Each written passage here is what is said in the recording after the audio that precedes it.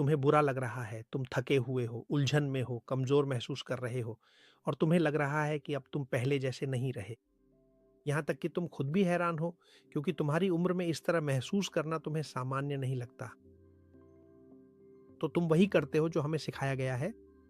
तुम डॉक्टर के पास जाते हो, खून की जाँच कराते हो, कुछ दिन इंतज़ार करते हो और फिर दोबारा डॉक्टर के पास जाते हो।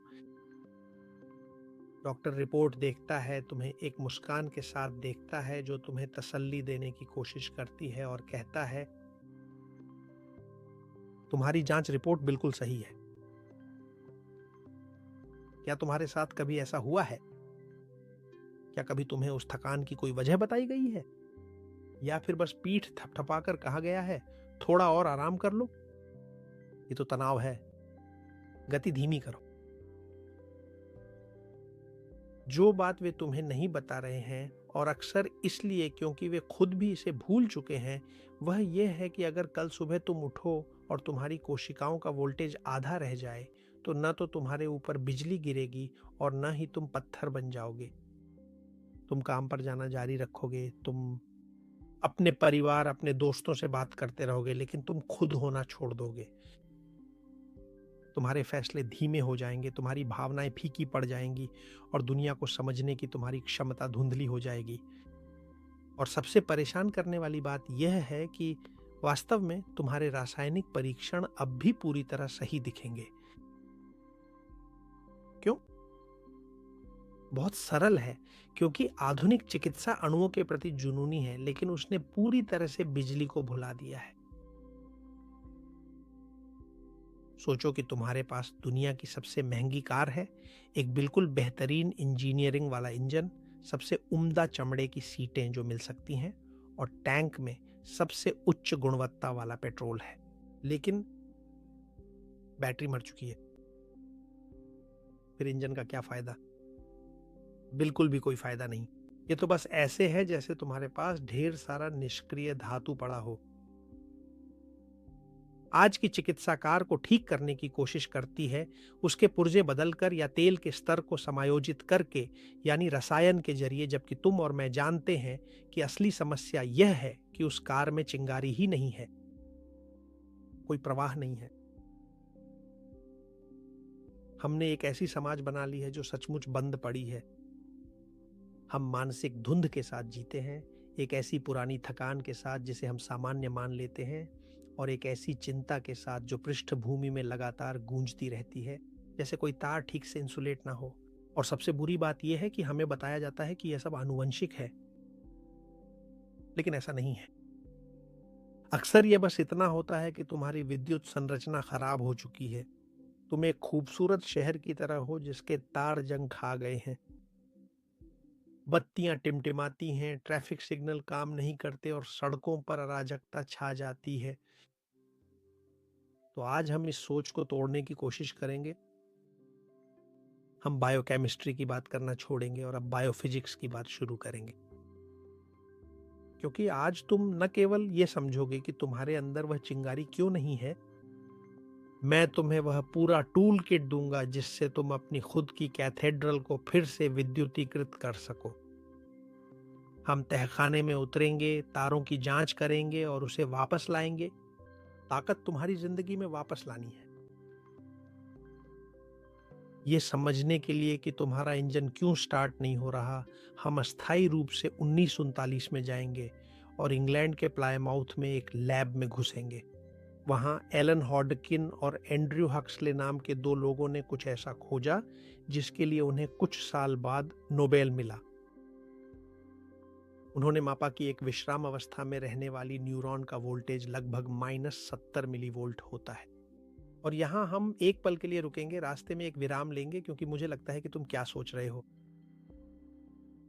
अगर तुमने इस सीरीज को फॉलो किया है तो तुमने मुझे कई बार यह कहते सुना होगा कि आदर्श स्वास्थ्य की स्थिति लगभग -90 मिलीवोल्ट होती है। और अब मैं तुम्हें दिमाग के लिए -70 मिलीवोल्ट की बात कर रहा हूं। और बात यहीं खत्म नहीं होती। कुछ ही मिनटों में मैं तुम्हें डॉक्टर जेरी टेनेट के बारे में भी बताऊंगा, जो तुम्हें -25 मिलीवोल्ट के बारे में बताएंगे। तो फिर सही कौन है, या ये आंकड़े इतने बदलते क्यों नजर आते हैं? तो मुझे तुम्हें ये स्पष्ट करने दो, क्योंकि यहीं पर सब कुछ समझ में आता है। तुम सोचो कि तुम्हारा शरीर एक उच्च सटीकता वाली विद्युत प्रणाली है। सभी उपकरणों को एक जैसी वोल्टेज की जरूरत नहीं होती। सबसे पहले है -90 मिली वोल्ट, जो कि मुख्य बैटरी है। ये सोने का मानक है। ये एक स्वस्थ युवा और ऊर्जा से भरी कोशिका का चार्ज है। यह वही भरा हुआ भंडार है जिसके बारे में हमने आयुर्वेद और बायोफिजिक्स का विश्लेषण करते समय बात की थी। इसके बाद आते हैं -70 मिलीवोल्ट, जो सोच की ट्रिगर की तरह है। मस्तिष्क एक ऐसी मशीन है जिसे तेजी की जरूरत होती है।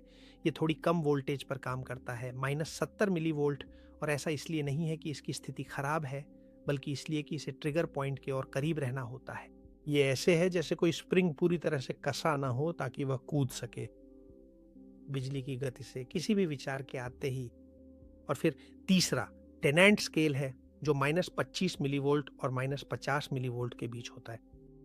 और यहीं पर डॉ जेरी टेनेंट नैदानिक दृष्टिकोण के साथ अपनी भूमिका निभाएंगे। वह हमें बताते हैं कि -25 मिलीवोल्ट न्यूनतम ऑपरेटिंग वोल्टेज है, जो वह वोल्टेज है जिसके नीचे कोई अंग काम करना बंद कर देता है। धन्यवाद। और वह बीमार पड़ने लगता है और हमें मुख्य आंकड़ा देता है -50 मिलीवोल्ट। डॉ टेनेंट के अनुसार यही टर्बो मोड है। ये वह अतिरिक्त वोल्टेज है जिसकी आपके कोशिकाओं को पुनर्जीवित होने और नए अंग बनाने के लिए आवश्यकता होती है।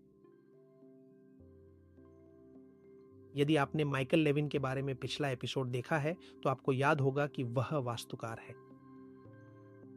लेविन ने उस सॉफ्टवेयर, उस विद्युत क्षेत्र की खोज की है जो कोशिकाओं को बताता है कि उन्हें कौन सा आकार लेना है।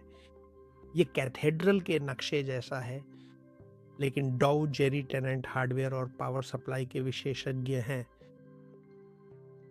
आखिरकार ये कोई मायने नहीं रखता कि लेविन के पास आपके जिगर या त्वचा को पुनर्जीवित करने के लिए सबसे शानदार नक्शा है, अगर टेनेंट ऐसी बैटरी नहीं ढूंढ पाते जो उस कार्य को पूरा करने के लिए आवश्यक -50 मिलीवोल्ट दे सके। लेविन बुद्धिमत्ता प्रदान करते हैं और टेनेंट ऊर्जा, और दोनों एक ऐसी बात पर सहमत हैं जो बुनियादी है। बिना कंडक्टर के वहां पर वास्तव में कोई विद्युत प्रवाह मौजूद नहीं है, और उस करंट के निरंतर प्रवाह के लिए हमें बिजली के तारों की जटिल प्रणाली और उस विशेष ऑपरेटर के बारे में विस्तार से बात करनी होगी, जो शरीर की हर कोशिका के अंदर आवश्यक दबाव को संतुलित और बनाए रखता है। अब जबकि हमें पूरी तरह से यह पता चल चुका है कि वास्तव में कितना वोल्टेज आवश्यक है, तो अब मुख्य सवाल यह उठता है कि आखिर वह विद्युत दबाव निरंतर कौन बनाए रखता है। क्योंकि धन्यवाद, आपकी कोशिकाएं बंद डिब्बे नहीं हैं, वे जीवित हैं, सांस लेती हैं और लगातार पदार्थों का आदान प्रदान करती हैं। और यहाँ विज्ञान का एक और दिग्गज सामने आता है, येंस क्रिश्चियन स्कोग। एक ऐसे व्यक्ति थे जिन्होंने समुद्री केकड़ों की नसों को वर्षों तक काट कर यह समझने की कोशिश की कि यह कैसे बना रहता है, विद्युत आवेश। और उन्होंने कुछ ऐसा खोजा जो तुम्हारे होश उड़ा देगा। मैंने तुम्हें इसके बारे में पहले भी बताया है, लेकिन अब मैं समझाता हूं कि वह इस निष्कर्ष तक कैसे पहुंचे। उन्होंने हमें बताया कि हमारी हर कोशिका में एक नाइट क्लब के दरबान जैसा कोई है, जो कभी थकता नहीं और हमेशा काम करने के लिए तैयार रहता है। इसे सोडियम पोटेशियम पंप कहा जाता है। क्या तुम्हें याद है कि हमने इसके बारे में बात की थी? तो ठीक है, कल्पना करो कि तुम्हारी कोशिका दुनिया की सबसे एक्सक्लूसिव डिस्को है। बाहर सड़क पर एक शोरगुल और उथल पुथल मचाने वाली भीड़ है जिसे सोडियम कहा जाता है।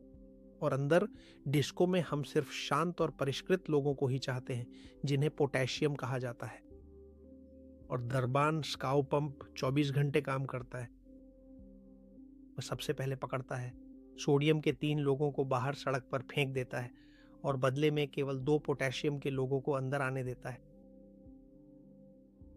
चूंकि वह जितनी सकारात्मक चार्ज बाहर निकाल रहा है उससे कम अंदर आने दे रहा है, इसलिए वह अंदर एक विद्युत शून्य बना रहा है।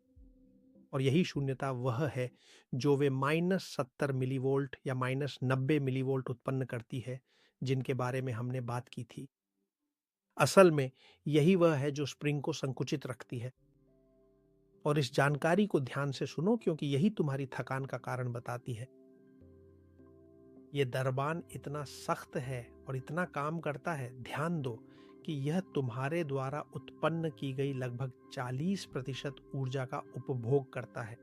लगभग आधा जो तुम खाते हो और जो कुछ भी तुम सांस लेते हो, उसका भी एक बड़ा हिस्सा सिर्फ इन दरबानों को काम में लगाए रखने में खर्च हो जाता है, ताकि तुम्हारे कौशिकीय स्प्रिंग्स तने रहें।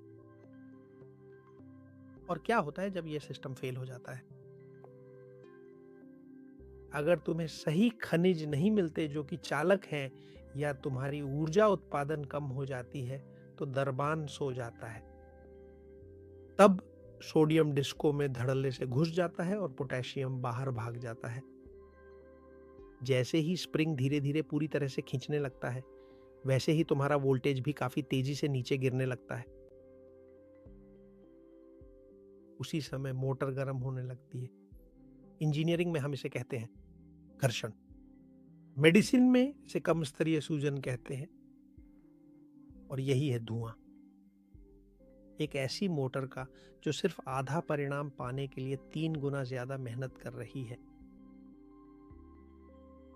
यह पंप सिर्फ डिस्को में लोगों को इधर उधर नहीं कर रहा, बल्कि यह एक जैविक कंडेंसर को चार्ज कर रहा है।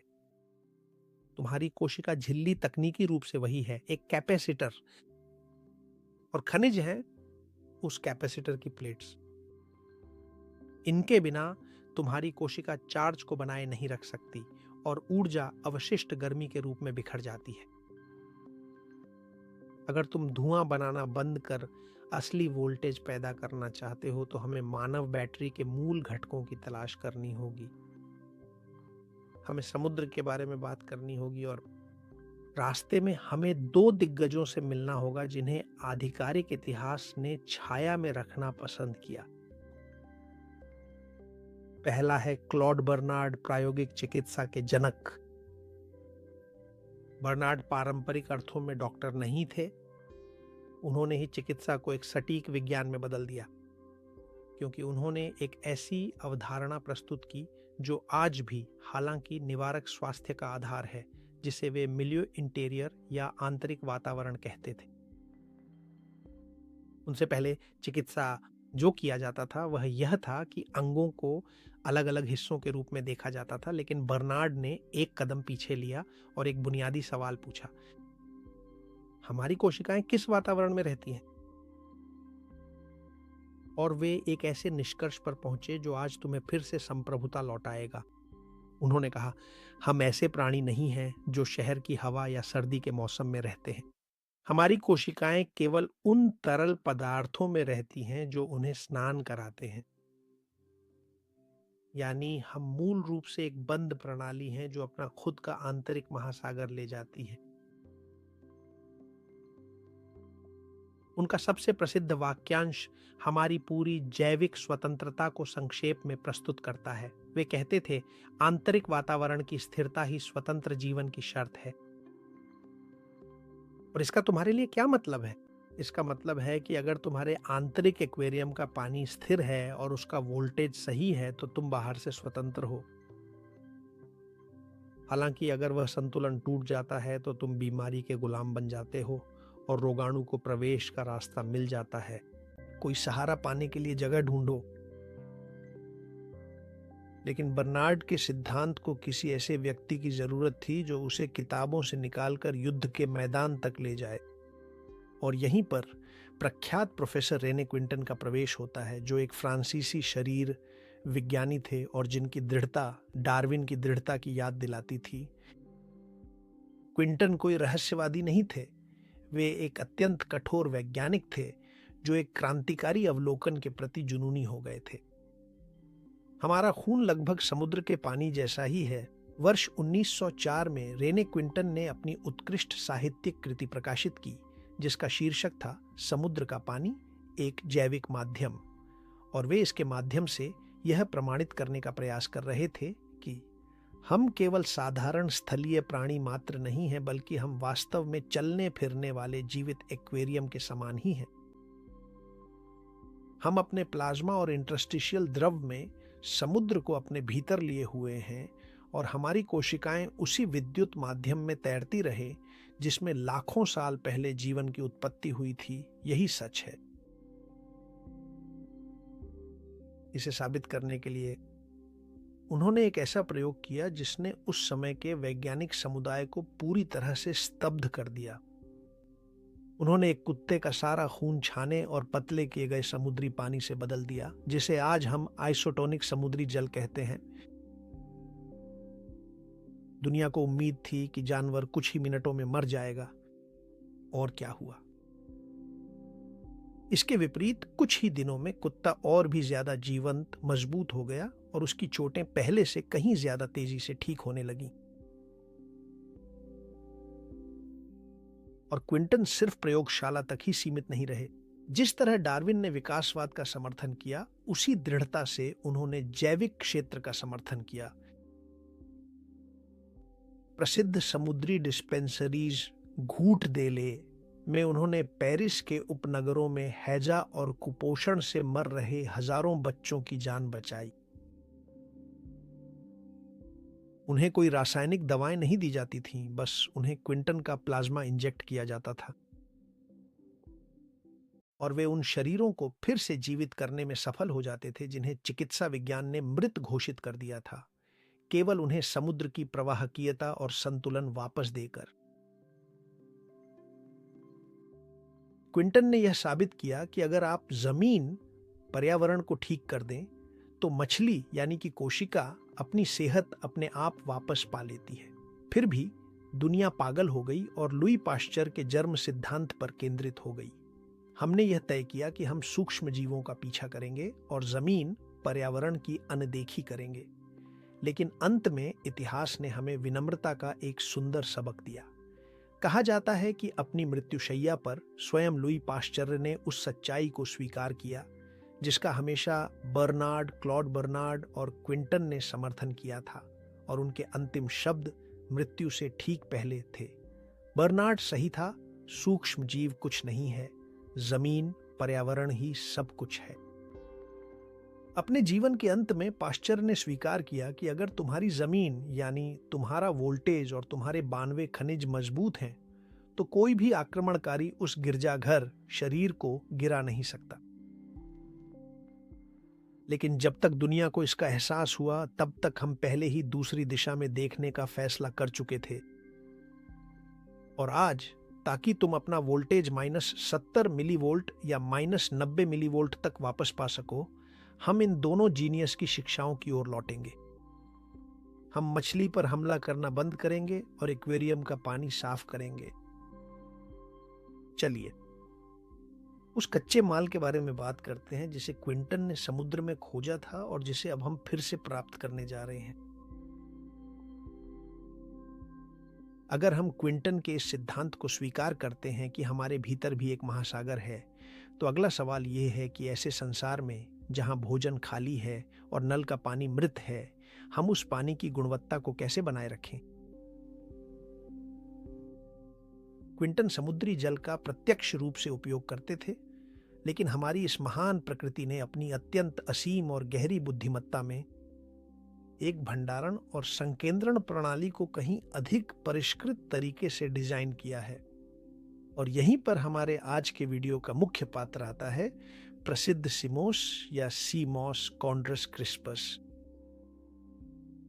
संभव है कि आपने हाल ही में इसके बारे में सोशल मीडिया पर सुना हो, लेकिन ज्यादातर लोग यह नहीं समझते कि बायोफिजिक्स के नजरिए से यह वास्तव में खास क्यों है।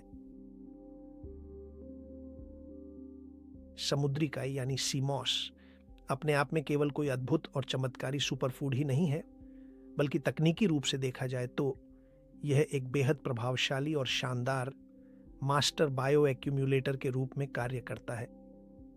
सोचिए कि महासागर एक ऐसी सूप की तरह है जिसमें मैग्नीशियम, पोटेशियम और सोडियम के आयनों की डीली तारें बिखरी हुई हैं। सीमॉस एक तरह की स्मार्ट स्पंज की तरह काम करता है जो समुद्र से इन खनिजों को सोख लेता है। सबसे महत्वपूर्ण बात यह है कि यह उन्हें उस चीज में शामिल कर देता है जिसे हम ऑर्गेनिक मैट्रिक्स कहते हैं। ये आपकी कैथेड्रल के लिए इतना जरूरी क्यों है? ये बहुत ही सरल है, क्योंकि जैसा कि हमने देखा, तो तुम्हारा डिस्कोथेक का दरबान यानी वह सोडियम पोटेशियम पंप जिसके बारे में हमने बात की थी, वह सिर्फ बिखरी हुई रासायनिक चीजें नहीं ढूंढता। नहीं, मानव शरीर अलग अलग तत्वों को अच्छी तरह से नहीं पहचानता। इसे समझना बहुत जरूरी है। तुम्हारी बायोलॉजी जो खोजती है वह है सूचना के पैकेट्स। सी मॉस में वे 102 खनिजों में से 92 खनिज होते हैं जो मानव शरीर का निर्माण करते हैं। लेकिन आकर्षक बात सिर्फ 92 की संख्या नहीं है, बल्कि यह है कि ये खनिज बिल्कुल उसी तरह से पैक होकर आते हैं जिस तरह तुम्हारी कोशिकाएं उन्हें तुरंत पहचान लेंगी। फार्मेसी से सिंथेटिक मैग्नीशियम सप्लीमेंट लेना ऐसा है जैसे कंप्यूटर को ठीक करने की कोशिश करना, उस पर धातु के बिखरे हुए टुकड़े फेंककर। इसके विपरीत सी मॉस तुम्हारे आंतरिक इलेक्ट्रिशियन को बिल्कुल वही तांबे की तार, वही मोटाई और वही परफेक्ट इंसुलेशन देता है जिसकी उसे तुम्हारी घिसी हुई तारों को ठीक करने के लिए जरूरत है। यह सचमुच तैयार उपयोग के लिए इलेक्ट्रिक फूड है। और जब आप इस मैट्रिक्स को अपने सिस्टम में डालते हैं तो आप अपनी कोशिकाओं को वह कच्चा माल दे रहे होते हैं जिससे वे स्प्रिंग्स जो तनाव और खराब खानपान के कारण फैल गए थे फिर से सिकुड़ सके। यानी आप उस प्रवाहकीयता को वापस पा रहे हैं जो माइकल लेविन के पुनर्योजन सॉफ्टवेयर या जेरी टेनेंट के हीलिंग वोल्टेज को आखिरकार चलने की अनुमति देती है। लेकिन विशेष रूप से ध्यान रहे कि केवल मरम्मत के लिए आवश्यक निर्माण सामग्री का गिरजाघर के बाहरी दरवाजे पर पहुंच जाना ही काफी नहीं है। हमें पूरी तरह से यह सुनिश्चित और प्रमाणित करना होगा कि वह सारी महत्वपूर्ण सामग्री कोशिका के सबसे आंतरिक केंद्र यानी उसके दिल तक सुरक्षित रूप से पहुंचे। और इस कठिन कार्य के लिए हमें एक ऐसे विशेष रूप से निर्मित डिलीवरी ट्रक की आवश्यकता है जो शरीर की सबसे सख्त और अत्यंत जटिल जैविक सीमा शुल्क जांच को सफलतापूर्वक पार करने में पूरी तरह सक्षम हो। ध्यान रहे कि आपने कठिन काम पहले ही कर लिया है। आपने दुनिया की सबसे बेहतरीन सामग्री हासिल कर ली है, वह समुद्री काई जिसमें 92 खनिज भरे हुए हैं। आपके पास निर्माण के लिए आवश्यक ईंटें और बिजली की वायरिंग गिरजाघर के मुख्य द्वार के बिल्कुल सामने ही उपलब्ध हैं। लेकिन अब क्या आप एक जटिल इंजीनियरिंग संबंधी तकनीकी समस्या का सामना कर रहे हैं? वास्तव में कोशिका का दरवाजा पूरी तरह से एक मजबूत ताले से बंद कर दिया गया है। जीव विज्ञान में इसे बायोडिस्पोंसिबिलिटी की समस्या कहा जाता है। आपके रक्त प्रवाह में कई खनिज तत्व घूम सकते हैं, लेकिन अगर वे कोशिका की बाहरी झिल्ली को पार नहीं कर पाते तो वे आपके शरीर के लिए पूरी तरह से बेकार हैं। वे बाहर सड़क पर ही रह जाते हैं ताकि वे आपके अंदर एक भी बत्ती नहीं जला सके। और इस गंभीर बुनियादी ढांचे की समस्या को हल करने के लिए हमें दुनिया की सबसे ऊंची चोटियों की यात्रा करनी होगी। हम हिमालय जा रहे हैं। वहां हमें एक ऐसी वस्तु मिलती है जो किसी दंत कथा से निकली लगती है, लेकिन असल में वह शुद्ध भू रसायन है। हिमालय से प्राप्त होने वाला दिव्य शिलाजीत। शिलाजीत न तो कोई साधारण पौधा है और न ही कोई आम खनिज। यह वास्तव में एक दुर्लभ प्राकृतिक जैविक रेजिन है जो ऊंचे पर्वतों की चट्टानों से रिसकर बाहर निकलती है। जब औषधीय पौधों के हजारों वर्षों तक पत्थरों के बीच फंसे रहने के बाद उनका प्राकृतिक रूप से विघटन होता है, यह सचमुच हिमालय के पर्वतों की शक्ति का एक अद्भुत आसव है। परंतु वास्तव में यह हमारे वोल्टेज के इस विस्तृत नक्शे का अंतिम और सबसे अनिवार्य टुकड़ा क्यों माना जाता है? बहुत सरल है, क्योंकि शिलाजीत फुल्विक एसिड का सबसे शक्तिशाली प्राकृतिक स्रोत है। और यहीं पर हम एक विश्व प्रसिद्ध वैज्ञानिक के काम को फिर से याद करते हैं जिनका मैंने इस श्रृंखला में पहले भी उल्लेख किया है, डॉक्टर रिकार्डो माचियोनी। माचियोनी और उनकी टीम ने चिली के इंटरनेशनल सेंटर फॉर बायोमेडिसिन में यह खोज की कि फुल्विक एसिड सिर्फ एक पोषक तत्व से कहीं अधिक है। फुल्विक एसिड एक बुद्धिमान आणविक घोलक है और मस्तिष्क पर किए गए अनुसंधानों में उन्होंने यह सिद्ध किया कि यह अणु वहां तक पहुंचने की क्षमता रखता है जहां कोई और तत्व नहीं पहुंच सकता। वहां पर कोई दूसरा व्यक्ति या साधन पहुंच नहीं पाता है और हमारी न्यूरॉन्स की कोशिकाओं में शॉर्ट सर्किट पैदा करने वाली प्रोटीन की इन जटिल गांठों को धीरे धीरे सुलझाकर खोल देता है। हालांकि इसके अलावा आपके शरीर के बाकी हिस्सों में फुल्विक एसिड एक महत्वपूर्ण परिवहन मिशन निभाता है। यह एक मास्टर आयोनोफोर की तरह कार्य करता है। अगर इसे किसी बच्चे को समझाना हो तो मैं इसे इस तरह बताऊंगा। फुल्विक एसिड वह डिलीवरी ट्रक है जिसके पास आपकी सभी कोशिकाओं की मास्टर चाबी है। इसकी आणविक संरचना इतनी छोटी और शक्तिशाली है कि यह उन 92 खनिजों को जो आपको सीमॉस ने दिए हैं पकड़कर उन्हें शारीरिक रूप से कोशिका झिल्ली के पार धकेल देती है, माइटोकॉन्ड्रिया तक, जो आपकी ऊर्जा उत्पादन केंद्र है। इस ट्रांसपोर्टर के बिना आपके स्वास्थ्य में किया गया अधिकांश निवेश व्यर्थ चला जाता है। लेकिन इसके साथ आप यह सुनिश्चित करते हैं कि वोल्टेज कोशिका के अंदर उत्पन्न हो, जो वास्तव में वही जगह है जहां यह मायने रखता है, ताकि हम उन -70 मिलीवोल्ट या -90 मिलीवोल्ट तक पहुंच सकें जिनके बारे में हम बात कर रहे हैं। लेकिन यहां आपको एक और बात पर ध्यान देना होगा। हर चमकती चीज शिलाजीत नहीं होती। चूंकि यह एक बहुत ही कीमती पदार्थ है, बाजार में इसकी खतरनाक नकली चीजों की भरमार है। ताकि यह आपकी कैथेड्रल को आवश्यक आयनिक परिवहन के रूप में काम कर सके, आपको 3 नियमों का पालन करना सुनिश्चित करना चाहिए। पहला नियम, रूप ही असली सार है। हमेशा शुद्ध रेजिन राल की तलाश करें।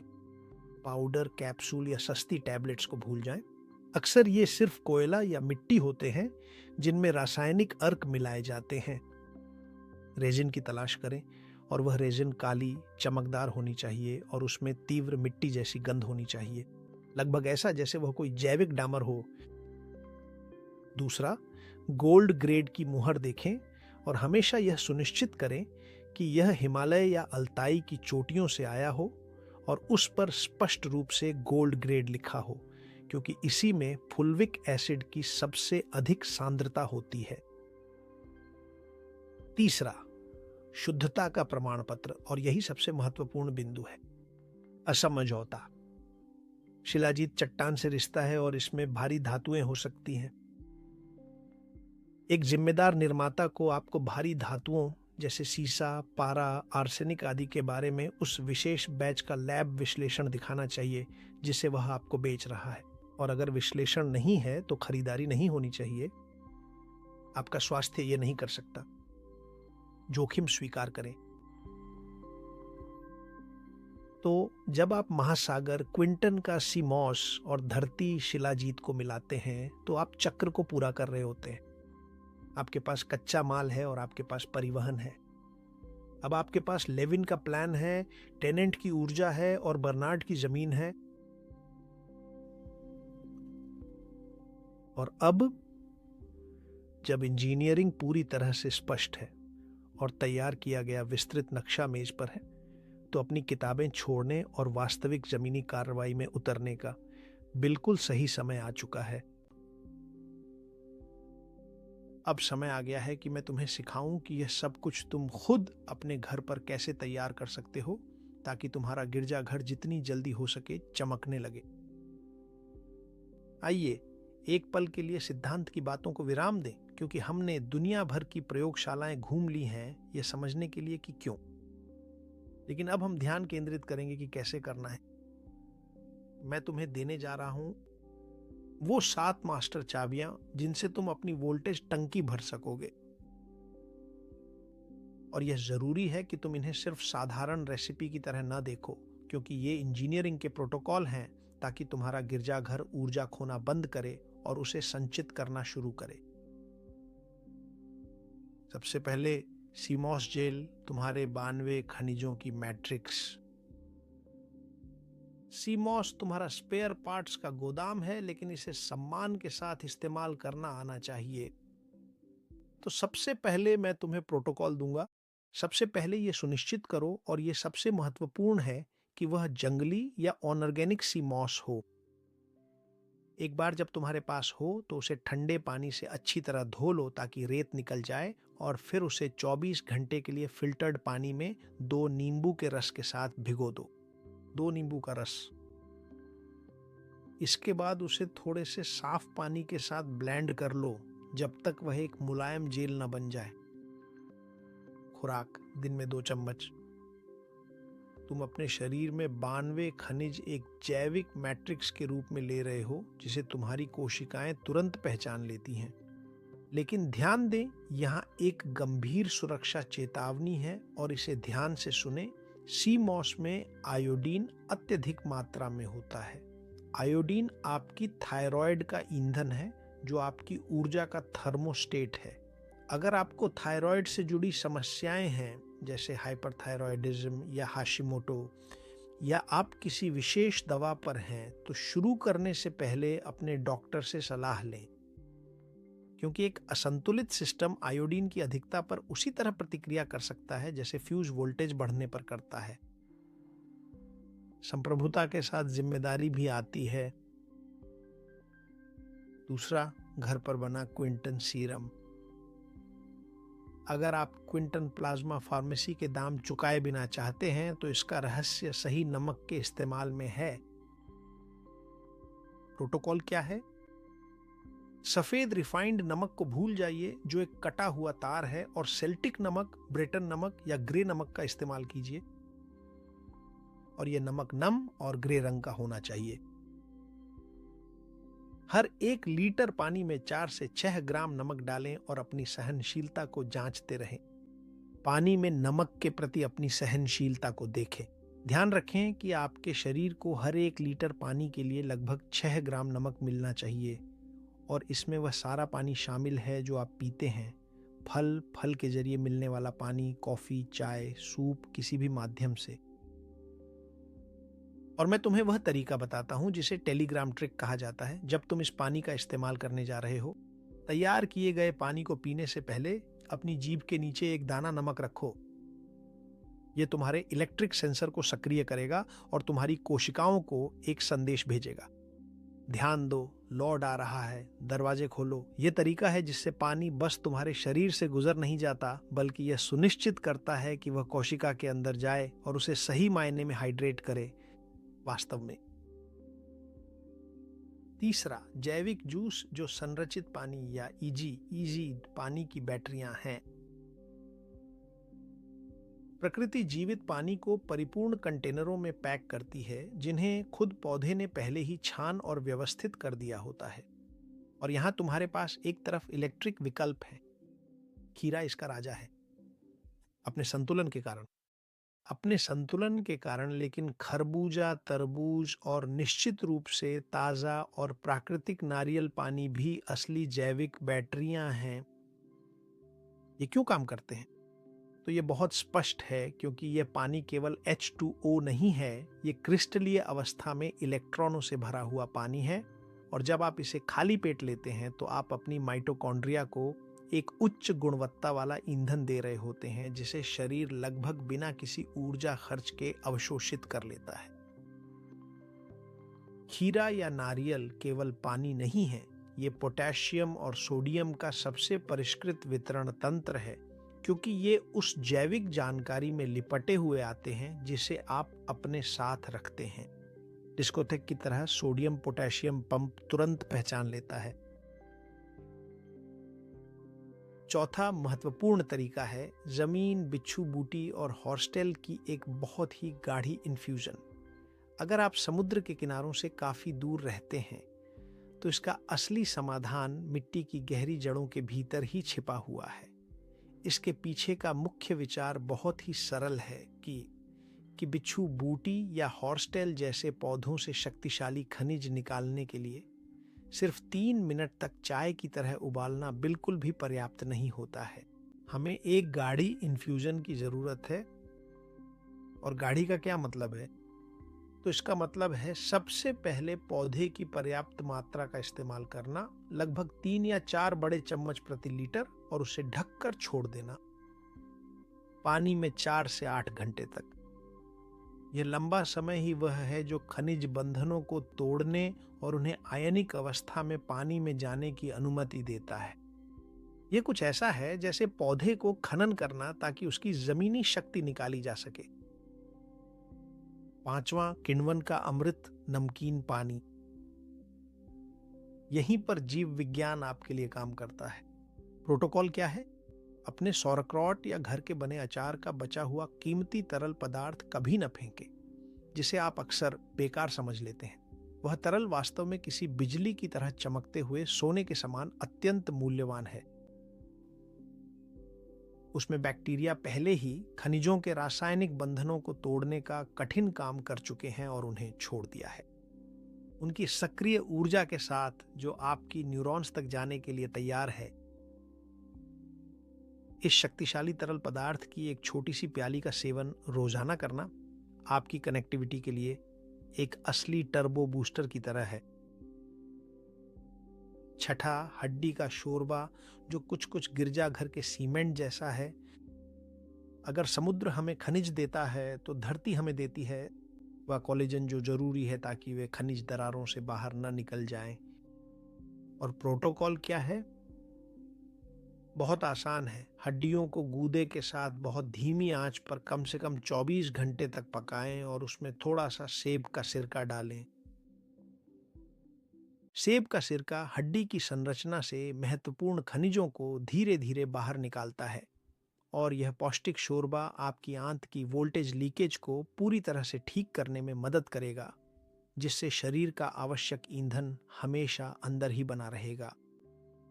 और सातवां और आखिरी, प्रसिद्ध शिलाजीत जो ट्रांसपोर्ट का सक्रिय करता है।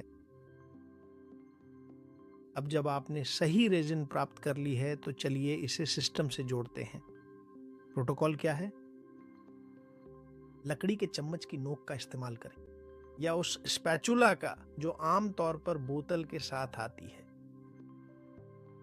चावल के एक छोटे दाने या फिर छोटे मटर के दाने के आकार की उतनी ही मात्रा का उपयोग करें, जो सावधानी पूर्वक मापते हुए लगभग 250 से लेकर 500 मिलीग्राम की मात्रा के बीच होनी चाहिए। और इसे तैयार करने के लिए इसे गुनगुने पानी के गिलास में घोल लें या उस गाढ़ी बिच्छू बूटी की चाय में, जिसके बारे में मैंने पहले बताया था। लेकिन यहां एक महत्वपूर्ण बात है, पानी कभी भी उबलता हुआ नहीं होना चाहिए, क्योंकि अत्यधिक गर्मी फुल्विक एसिड के नाजुक अणुओं को नष्ट कर देती है। इसे तब तक हिलाएं जब तक पानी गहरे भूरे रंग का और पूरी तरह से पारदर्शी न हो जाए। इसे खाली पेट अपने 2 चम्मच सी मॉस जेल या अपनी जीभ के नीचे नमक के दाने के साथ लें, तैयार किया हुआ पानी पीते समय। जैसा कि मैंने बताया, एक आयोनोफोर होने के कारण शिलाजीत उन 92 खनिजों को पकड़ लेगा जो आपने अभी अभी लिए हैं और उन्हें शारीरिक रूप से कोशिका झिल्ली के पार धकेल देगा। यह सुनिश्चित करने की जिम्मेदारी उसी की है कि निर्माण सामग्री मजदूर तक यानी दिल तक पहुंच जाए, माइटोकॉन्ड्रिया तक। यहां तक तो थे ये सभी 7 महत्वपूर्ण सुरक्षा प्रोटोकॉल, लेकिन अगर अत्यधिक मानसिक तनाव के कारण बाद में बिजली का शॉर्ट सर्किट हो जाए तो फिर इस एक्वेरियम को पूरी तरह भरने का कोई भी वास्तविक लाभ या सार्थकता नहीं रह जाती। तुम्हें वाईफाई और सीमेंट के बीच रहने से जमा हुई गंदी बिजली को निकालना जरूरी है। और यहाँ कई लोग मुझसे कहते हैं, लेकिन जोसे मारिया, बात यह है कि मैं एक फ्लैट में रहता हूँ 10वीं मंजिल पर और मैं ज़मीन पर पैर नहीं रख सकता क्योंकि बहुत ठंड है, क्योंकि मैं बूढ़ा हूँ, क्योंकि मैं कमज़ोर हूँ या जो भी वजह हो। लेकिन कोई बात नहीं, तुम्हारी बिल्डिंग में एक सुरक्षा प्रणाली होती है जिसे अर्थिंग कहा जाता है। यह एक तांबे की तार होती है जो तुम्हारे सॉकेट से सीधे धरती की गहराइयों में गड़ी होती है। दुनिया भर की सभी इमारतों में ऐसा होना चाहिए। और फिर आप अलग अलग समाधान अपना सकते हैं। पहला समाधान है नल का। अगर आपकी बिल्डिंग में पाइप धातु के हैं और नल भी धातु का है तो वह सीधे अर्थिंग का कंडक्टर बन जाता है। इसे गीले हाथों से कुछ मिनटों तक छूने से आपके तनाव की अतिरिक्त सकारात्मक ऊर्जा बाहर निकल जाएगी और धरती के इलेक्ट्रॉन आपके शरीर में प्रवेश कर जाएंगे। लेकिन अगर आपका नल प्लास्टिक या रेजिन का है या बिल्डिंग की पाइपें ऐसी हैं तो फिर धातु का रेडिएटर ढूंढें, और अगर हीटिंग की पाइपें भी धातु की हैं तो वहां देखें जहां पेंट घिसा हुआ हो और उसे वहां छुएं। रेडिएटर एक धातु सर्किट का हिस्सा होते हैं जो आमतौर पर बिल्डिंग की अर्थिंग संरचना से जुड़े होते हैं। लेकिन एक और भी है, एक तकनीकी विकल्प और भी आसान। ऐसी चीजें होती हैं जिन्हें ग्राउंडिंग मैट्स कहा जाता है, जिन्हें आपके प्लग के तीसरे पिन यानी अर्थिंग से जोड़ा जाता है। यही वह बायोलॉजिकल प्लग है जिसकी आपके कैथेड्रल को अपने -70 मिलीवोल्ट्स को स्थिर करने के लिए जरूरत है। इन मैट्स के साथ आपको बिल्कुल वही मिलता है। तो ठीक है, पुनर्निर्माण आस्था का कार्य नहीं है, ये एक कार्य है इंजीनियरिंग का, जैसा कि आप देख सकते हैं। और आज मैंने आपको आपकी जैविक संप्रभुता के पहले उपकरण सौंपे हैं। अब आप जानते हैं कि 92 उच्च गुणवत्ता वाले खनिज क्या हैं, और यह भी जानते हैं कि वे आपकी कोशिका के हृदय तक पहुंचने के लिए मुख्य वाहक कौन है। अगर आप आज ही सीमॉस, शिलाजीत और मिनरल सॉल्ट के प्रोटोकॉल के साथ शुरू करते हैं तो आपकी विद्युत संरचना ठीक होने लगेगी। लेकिन यह तो पूरे विस्तृत मानचित्र का केवल 30% हिस्सा ही है। सबसे अच्छे तांबे के तार होने का कोई फायदा नहीं है अगर उन्हें घेरने वाला द्रव मृत है, ताकि भविष्य में आपका मंदिर अपनी खुद की रोशनी से दिव्य रूप से जगमगा सके। हमें इस पूरे सिस्टम को व्यवस्थित और पूर्ण करना होगा, और हम यह कार्य अगले 2 अत्यंत महत्वपूर्ण चरणों में पूरा करेंगे। अगले एपिसोड में, जो इस श्रृंखला का 11वां वीडियो है, हम जीवित जल का कोड समझेंगे और मैं आपको बिल्कुल सही प्रोटोकॉल सिखाऊंगा जिससे आप नल के मृत पानी को पुनर्जीवित कर उसे एक तरल क्रिस्टल में बदल सकते हैं।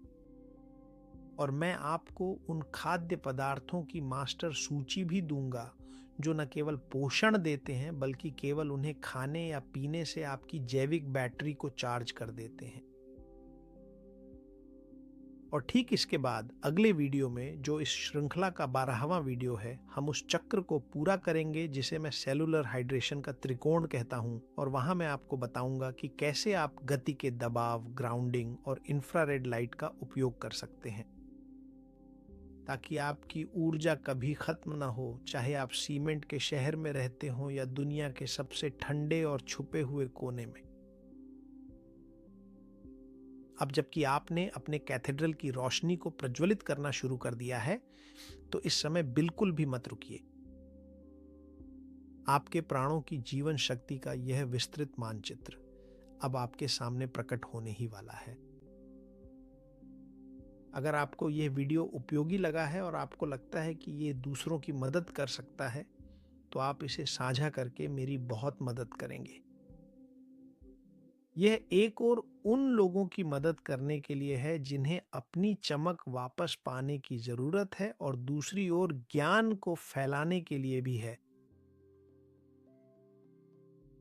जैसा कि मैं आप सभी से हमेशा कहता रहता हूं, अपने जीवन में निरंतर आगे की ओर बढ़ते रहो, हमेशा आगे ही बढ़ते रहो। और मैं निश्चित रूप से आप सभी के द्वारा किए गए कमेंट्स को विस्तार से पढ़ूंगा।